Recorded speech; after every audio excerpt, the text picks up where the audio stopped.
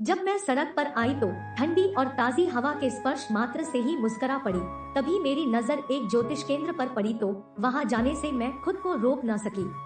अपने आप ही मेरे कदम उधर बढ़ गए। मैंने देखा वहां भीड़ नहीं थी। वैसे तो ज्योतिष पर मुझे विश्वास नहीं था, पर अब थोड़ा थोड़ा यकीन होने लगा था। मेरे ख्याल से व्यक्ति ज्योतिष, ईश्वर, मंदिर आदि पर तभी विश्वास करता है जब उसके सामने अपनी रक्षा का कोई अन्य उपाय नहीं होता है। वह चारों तरफ से निराश हो जाता है। मेरी स्थिति कुछ ऐसी ही थी। ईश्वर के प्रति अगाध प्रेम मन में उमड़ आया था। जैसे ही मैं उस ज्योतिष केंद्र में दाखिल हुई, ज्योतिषी मुस्कुरा कर बोला, आइए आइए, मैं देख रहा हूँ आपका जीवन काफी मुसीबतों से गुजर रहा है। ज्योतिष के प्रति मेरी श्रद्धा और भी बढ़ गई। कोई जान न पहचान, और मुझे देखते ही उसने सच्चाई बता दी थी। मैंने कहा, पंडित जी, क्या हाथ की रेखा भी देखते हैं आप? मैं सिर्फ हाथ ही नहीं बल्कि मस्तक की रेखाएं भी देखता हूँ। आपके मस्तक की रेखाएं बता रही है कि आपका दैहिक संबंध अनेक पुरुषों से रहा है। पहले आपको इसमें रुचि थी, पर अब नहीं है। आप चरित्र की ठीक नहीं है, पर मन की बहुत अच्छी है। ज्योतिषी के यह कहते ही मैंने हाथ उसके आगे बढ़ा दिया। पंडित जी, आप तो मेरे बारे में बहुत कुछ जानते हैं। हस्तरेखाओं पर नजर डालते हुए ज्योतिष बोला, आपके हाथ से कई लोगों का खून हुआ है, लेकिन इसमें आपका कोई दोष नहीं रहा है। आपने जानबूझकर वे खून नहीं किए, बल्कि दूसरों की भलाई के लिए आपने कत्ल किए हैं। आप पर मुकदमा चल रहा है। पुलिस आपके पीछ पड़ी है। पुलिस आपको पकड़ने में जल्दी ही सफल होगी। आप किसी एक जगह टिक कर रहने वाली प्राणी नहीं है। ज्योतिष इतना कहकर मुझे ऐट तक घूरने लगा। फिर कहने लगा, आपका पूरा जीवन संघर्षों की भेंट चढ़ जाएगा। आपका अंत कैसे होगा यह मैं नहीं बता सकता, क्योंकि यह मेरे पेशे के खिलाफ है।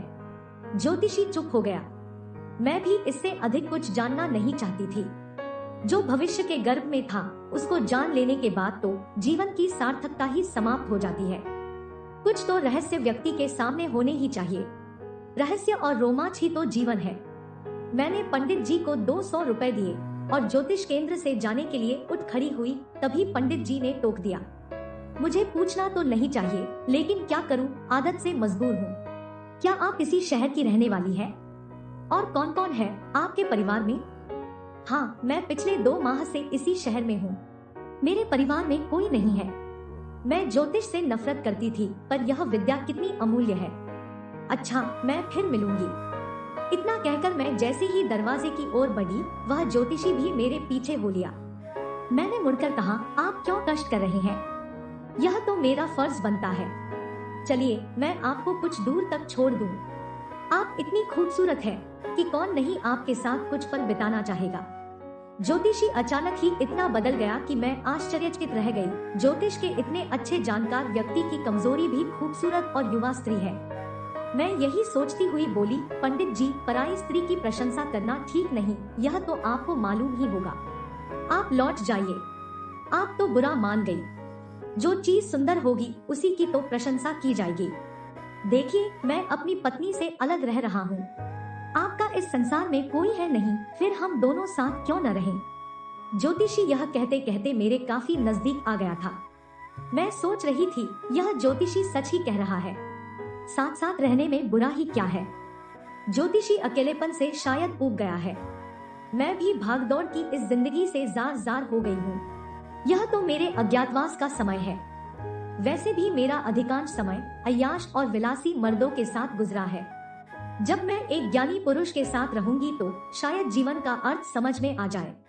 यही सोचकर मैं सहसा ही बोल पड़ी, मैं कल से आपके साथ रहना शुरू कर दूंगी।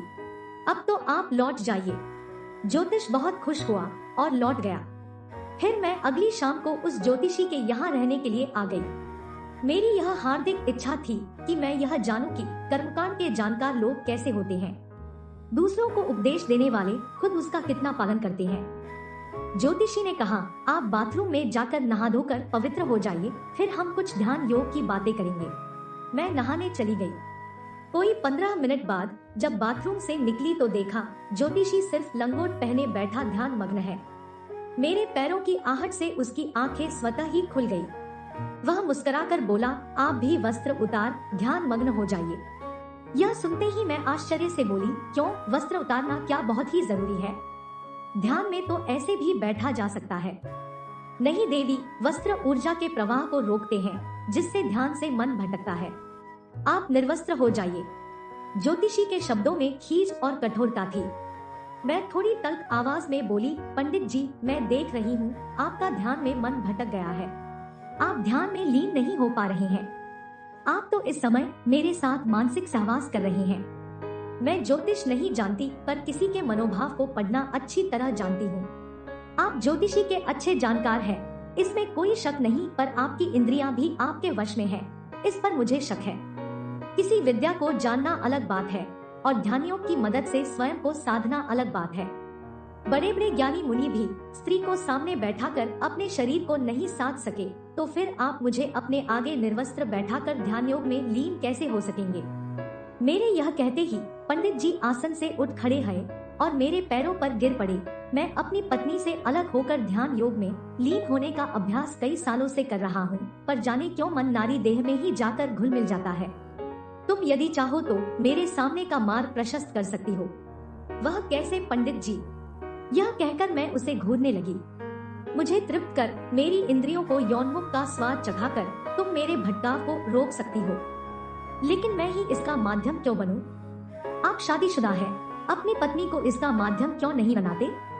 वह कुरूप है और कुरूपता से मुझे नफरत है। मुझे तो तुम जैसी कामुक और खूबसूरत युवा स्त्री की तलाश है। पंडित जी यह कहकर मेरा मुंह देखने लगे। आप तो ज्ञानी हैं। संभोग का संबंध देह से होता है और लगाव मन से होता है। सौंदर्य से उसका क्या लेना देना? लेना देना है, आंखों से ही सुंदरता और कुरूपता का बोध होता है, फिर सेक्स का जन्म होता है। जब सुंदर चीजें पसंद करती है तो पर अपनी पसंद मन को बताती है और मन उनका इशारा पाते ही शरीर में उत्तेजना भरना शुरू कर देता है। तुम्हारा खूबसूरत बदन मेरी आंखों को भा गया है। मेरा मन पिघल रहा है और शरीर में उत्तेजना एक अजीब सी गुदगुदी भर रही है। क्या मुझ में कोई कमी है जो तुम मुझसे यौन संबंध बनाने में सहम रही हो? पंडित जी के इतना कहते ही मेरी नजर अनायास ही सामने वाले कमरे की ओर चली गई। पंडित जी तिलमिलाते हुए उठे और उस कमरे का दरवाजा बंद कर दिया। मेरी खोजी निगाहें न जाने क्यों बार बार उधर ही जाना पसंद कर रही थी। पुरुषों के साथ रहते हुए कई साल हो गए थे। उनके अनेकों रंग मुझे देखने को मिले थे। पंडित जी भी तो पुरुष ही थे। उन पर मेरा शक करना स्वाभाविक था। मैंने अपनी कमर पर हाथ फेरा। पिस्तौल सही सलामत था। मैं बुगुदाई, आखिर उस कमरे में ऐसा क्या है जो पंडित जी ने उतर दरवाजा बंद कर दिया? यह पंडित जानकार तो है, पर इसके साथ ही खतरनाक भी लगता है। मुझे उस कमरे में जाकर देखना चाहिए कि वहाँ ऐसा क्या है जिसे यह पंडित मुझसे छिपाना चाहता है। और यही सोचती हुई मैं उस कमरे की ओर बढ़ गई। पंडित जी ने उठकर मेरी बाह पकड़ ली। उस कमरे में जाने की कोशिश न करो। वहाँ बैठकर मैं तंत्र विद्या की साधना करता हूँ। मैं उस कमरे में अवश्य जाऊंगी। आप मेरा हाथ छोड़ दीजिए। मैंने विरोध करते हुए कहा तो पंडित जी पसीना पोंछने लगे और गुस्सा करते हुए बोले, मैं ज्योतिषी के साथ साथ एक तांत्रिक भी हूँ। तुम्हें चाहूँ तो यदि तबाह कर सकता हूँ। आप मुझे तबाह करेंगे? यह कहते हैं मैंने पिस्तौल कमर से खींच लिया और उनकी तरफ तानते हुए कहा, सारा तंत्र मंत्र यहाँ आकर खत्म हो जाता है। मेरा रास्ता रोकने की कोशिश की तो तुम्हारा भी वही अंजाम होगा जो मेरे जीवन में आने वाले अन्य पुरुषों का हुआ है। यह कहकर मैं कमरे में आ गई। अंदर घुसते ही मेरी नाक दुर्गंध से भर गई, जैसे मैं किसी मुर्दाघर में घुस आई हूँ। मैंने कमरे में चारों तरफ नजरें दौड़ाई तो एक प्लेट में मांस के टुकड़े दिखाई दे गए। मुझे आश्चर्य हुआ, एक ज्योतिष और शास्त्रों का ज्ञाता पंडित मांस भी खाता है। जरूर यहाँ किसी की लाश छुपाकर रखी गई है। तभी मैं कमरे के एक कोने में एक स्त्री की लाश देखकर चीख पड़ी। उसकी कमर के नीचे का हिस्सा कटा हुआ था। शायद प्लेट में रखा मांस उसी लाश का था। मैं बाहर आकर बोली, रोगी पंडित, सच सच बता, वह लाश किसकी है? तेरा उससे क्या रिश्ता था? तुमने झूठ बोलने की कोशिश की तो सारी गोलियां तेरी खोपड़ी में उतार दूंगी। यह कहते हुए मैंने उसकी खोपड़ी पर पिस्तौल का अलगा सिरा टिका दिया। पंडित थर थर कांप रहा था। मैं भी गुस्से से कांप रही थी। पंडित सूखे होठों पर जीभ फेरते हुए बोला, वह लाश मेरी पत्नी की है। मैंने उसे जान से मार दिया है ताकि उसे मांस तंत्र विद्या की साधना में इस्तेमाल कर सकूं। मैं उसका मांस खाने के बाद तंत्र विद्या की साधना करता हूँ। ढोंगी तांत्रिक कोई भी विद्या पवित्र होती है, उसका अपवित्रता से कोई रिश्ता नहीं होता है। तुमने अपनी पत्नी को इसलिए मार दिया कि तू दुनिया का महान तांत्रिक बन जाएगा। तू तांत्रिक बनकर किसका कल्याण करना चाहता है? अपना, समाज का, या फिर अपने पुरुष अहंकार का? मैं बोल भी रही थी और क्रोध के मारे थर-थर कांप रही थी। इतना करुण और विभत्स दृश्य मैंने अपने जीवन में नहीं देखा था।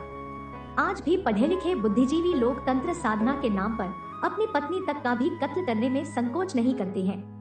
यह मेरी सोच के बाहर की बात थी।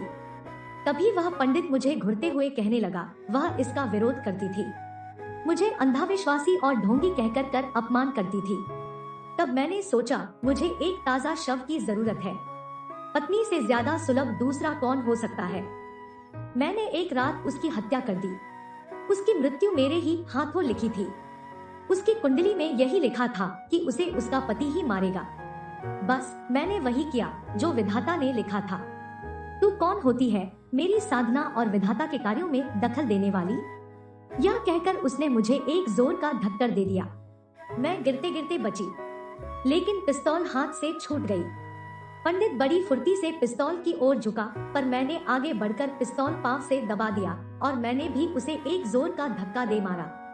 पंडित धड़ाम से फर्श पर चारों खाने गिरा। इतने में मैंने पिस्तौल उठा लिया और उसे प्यार से चूमा, फिर सारी गोलियां उसके सीने में उतार दी। आज मैंने एक ऐसे व्यक्ति का कत्ल किया था जो समाज को ज्योतिष और तंत्र के नाम पर दीमक की तरह चाट रहा था। पिस्तौल से निकली गोलियों की आवाज मेरी परेशानी का कारण बनती, इससे पहले ही मैं वहां से भाग निकली।